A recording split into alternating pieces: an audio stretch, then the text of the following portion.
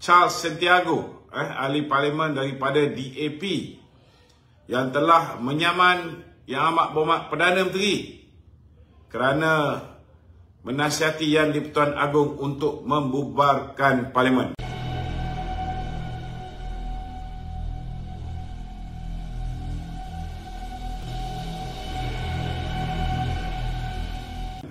Tak pernah saudara dalam sejarah DAP begitu gelabah, begitu takut untuk berhadapan dengan pilihan raya sehingga sanggup saman Perdana Menteri bila Perdana Menteri telah memohon untuk membubarkan parlimen. We wish you good luck, Mr. Charles Santiago.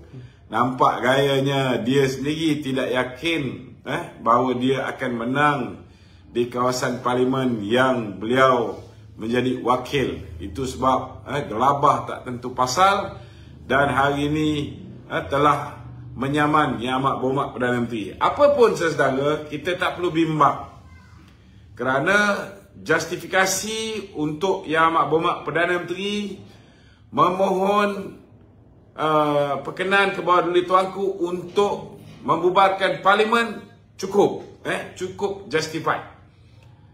Segala syarat-syarat yang diperlukan untuk membubarkan parlimen sudah pun dipenuhi oleh Yang Amat Berhormat Perdana Menteri. Malah tuan-tuan, untuk kes ini seperti mana yang saya dah ulang, kesilapan besar yang dilakukan oleh Muhyiddin and the gang ialah dengan mengutus surat yang ditandatangani oleh 12 orang ahli kabinet, yang jelas menunjukkan bahawa 12 orang ini seolah-olah sudah tidak lagi mempunyai keyakinan kepada Perdana Menteri dan menyatakan secara langsung terus kepada ke bawah Duli Tuanku Yang di-Pertuan Agong.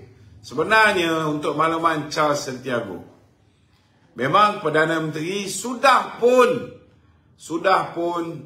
membawa perkara berhubung dengan permintaan untuk membubarkan parlimen ini ke dalam mesyuarat kabinet. Sudah pastilah mesyuarat kabinet ada juga orang bersatu, ada juga orang PAS. Mereka sama gelabah macam Cik Charles Santiago, yang tidak ada keyakinan bahawa parti mereka boleh memenangi pilihan raya. Sudah pastilah mereka akan bantah cadangan Perdana Menteri. Sudah pastilah mereka akan bantah cadangan Perdana Menteri. Namun, saudara Charles Santiago, kalau misalnya menteri-menteri kabinet ni tidak berpuas hati dengan cadangan Perdana Menteri, mereka boleh ajukan perkara ini di dalam mesyuarat kabinet. Tugas Perdana Menteri, dia hanya membincangkan, tetapi tidak ada di dalam perlembagaan yang mengatakan bahawa Perdana Menteri mesti mengikut keputusan majoriti kabinet, yang saya yakin di dalam kabinet itu sendiri ada orang-orang UMNO yang akan menyokong pendirian Perdana Menteri untuk membubarkan parlimen. Jadi saya nak tanya dengan Charles Santiago ni, bila dia filekan saman ke atas Datuk Seri Ismail Sabri, apa yang membuatkan dia begitu yakin bahawa mesyuarat kabinet telah menolak cadangan yang dibuat oleh Perdana Menteri? Adakah Charles Santiago mengerti ataupun faham bahawa jumlah kabinet minister di dalam kabinet ini berapa ramai? Jumlah kabinet minister, saya nak beritahu dengan Charles Santiago, lebih daripada 12 orang.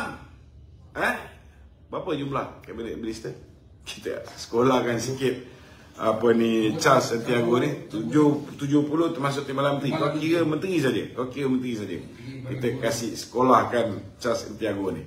Maknanya kalau misalnya kabinet minister lebih daripada 24 orang, maknanya sudah ada keputusan yang dibuat oleh jemaah menteri. Adakah keputusan majoriti Jemaah Menteri menolak cadangan Perdana Menteri. Ini pun Charles Santiago sudah tentu tak tahu. Sebab dia ialah DAP. Tidak ada wakil DAP di dalam kerajaan keluarga Malaysia ataupun kerajaan Perikatan Nasional ni, saudara. Tak ada wakil DAP. Jadi atas justifikasi apa yang dia mengatakan bahawa Perdana Menteri tidak mendapat nasihat ataupun pandangan kabinet. Sudah pun memberikan pandangan dia nak bubar parlimen, sudah dibincangkan. Namun Charles Santiago perlu tahu bahawa Perdana Menteri mempunyai budi bicara atau prerogatif untuk menasihati yang di-Pertuan Agong. Itu hak Perdana Menteri. Kalau kamu nak hak ini, lain kali kamu pastikan DAP menang dan kena pastikan DAP bertanding lebih daripada kursi yang UMNO bertanding. Kalau UMNO bertanding 122 kursi, DAP kena bertanding lebih pada 122 kursi supaya DAP boleh diangkat menjadi Perdana Menteri. Bila engkau jadi Perdana Menteri nanti, bolehlah engkau membuat keputusan mengikut selera kamu.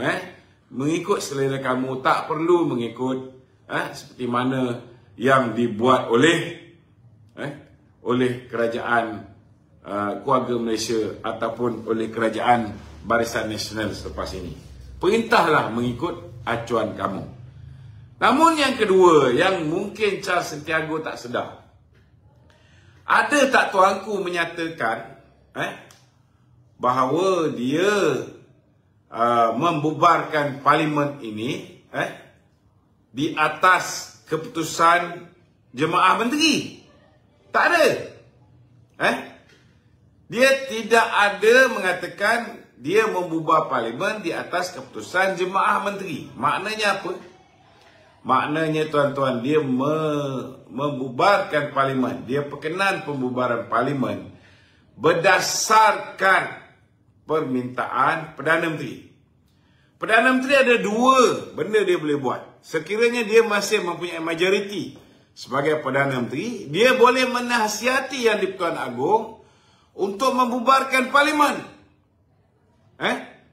Dia boleh menasihati yang di-Pertuan Agong untuk membubarkan parlimen. Namun surat yang dihantar oleh 12 orang ahli parlimen ini dalam keadaan Datuk Seri Ismail Sabri hanya mendapat sokongan 114 orang untuk menjadi Perdana Menteri, maka kalau tolak 12 orang ni tuan-tuan, hanya 102 orang saja yang masih menyokong Datuk Seri Ismail Sabri sebagai Perdana Menteri.